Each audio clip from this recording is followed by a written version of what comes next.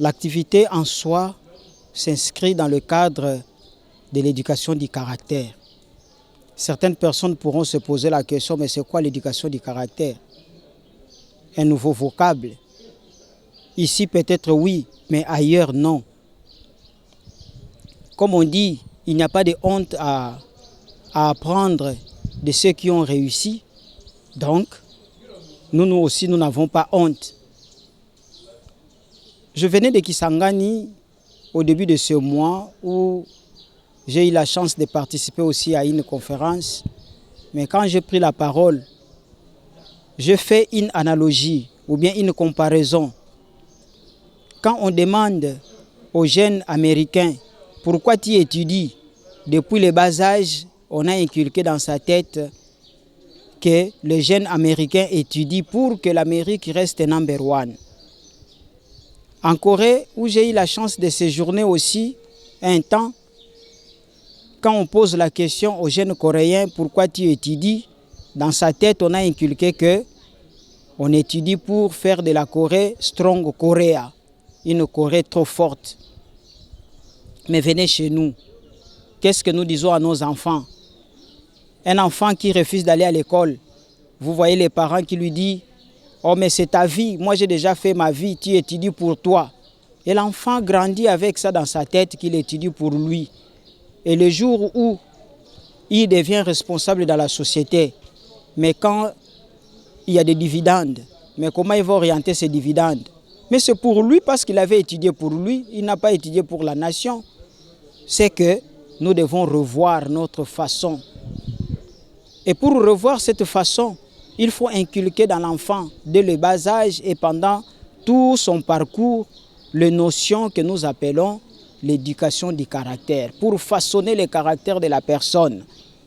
Ainsi, l'ISTS a le privilège parce que nous sommes là, nous connaissons ce contenu, nous en avons, alors de temps en temps, nous organisons des activités comme celle-ci où nous apprenons à la jeunesse de cette nation la racine du vrai patriotisme. Parce que tout le monde peut crier le patriotisme, l'amour de la nation, ainsi de suite. Mais on crie, mais on ne réalise pas pourquoi on manque quelque chose, le fondamental. C'est comme ça que dans le message de ce jour, nous avons parlé aux jeunes gens, bien éduquer la jeunesse pour mieux servir la nation, le monde et Dieu. Et là-dedans, nous avons donné le fondamental de l'éducation du caractère. Pourquoi devenir une bonne personne? Comment devenir une bonne personne? Et quel est le bénéfice d'une nation qui a de bonnes personnes? Monsieur le journaliste, je suis aussi pasteur.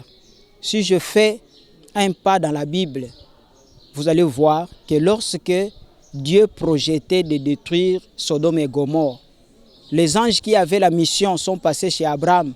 Abraham a négocié, Seigneur, si tu trouves 50 justes, est-ce que tu vas détruire? La réponse était non.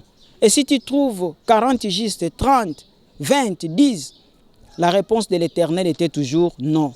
Ce qui veut dire que dans une nation où il y a des justes, des bonnes personnes, cette nation ne va pas souffrir.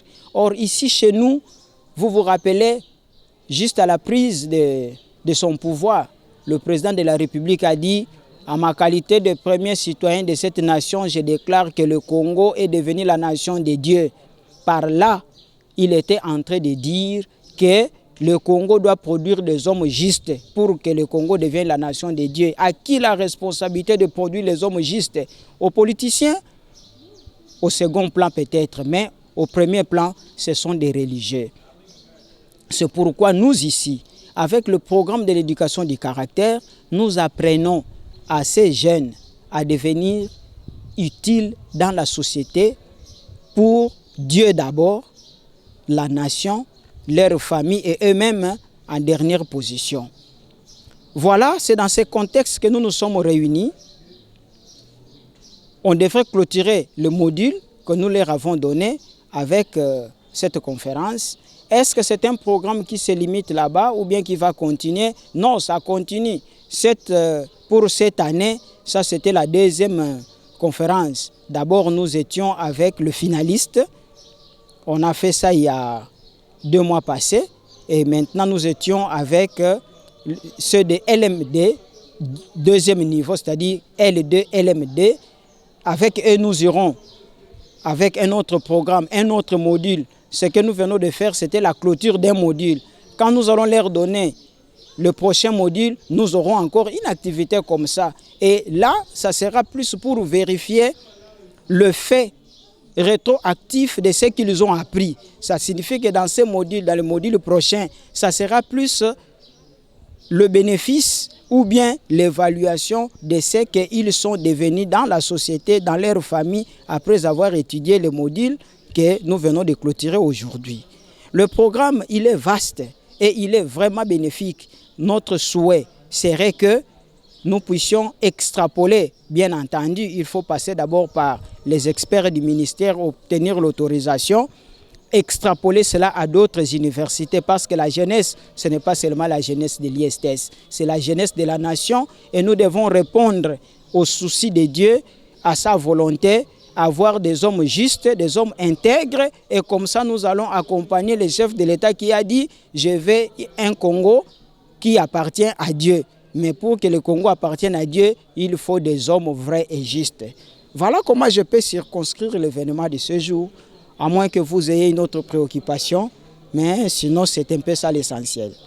J'ai participé à une conférence qui nous a apporté beaucoup de choses, dont je peux citer quelques éléments que j'ai retenus. On nous a parlé comment chacun de nous, en tant que jeune, doit se prendre en charge à certains aspects, voulais-je dire.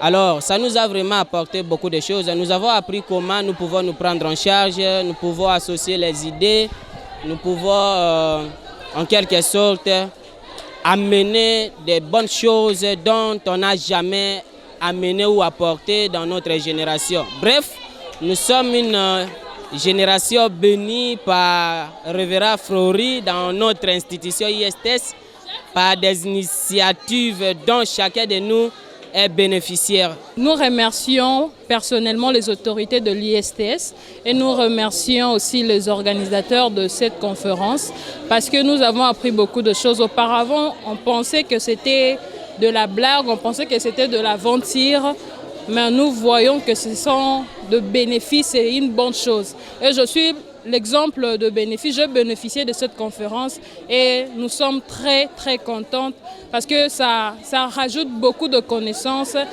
Ce que je peux dire, c'est que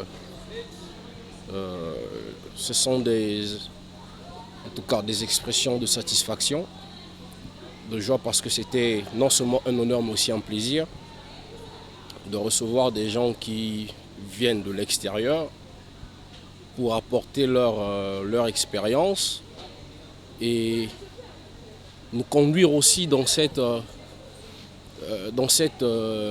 perspection, si je peux dire, comment parvenir et à quoi s'attendre après nos études. Donc c'était un plaisir, c'était un temps de partage que personnellement j'ai bien apprécié. Bien que les choses se sont passées d'une manière un peu plus accélérée, bon, on a compris faute de temps puisqu'il y a eu plusieurs intervenants.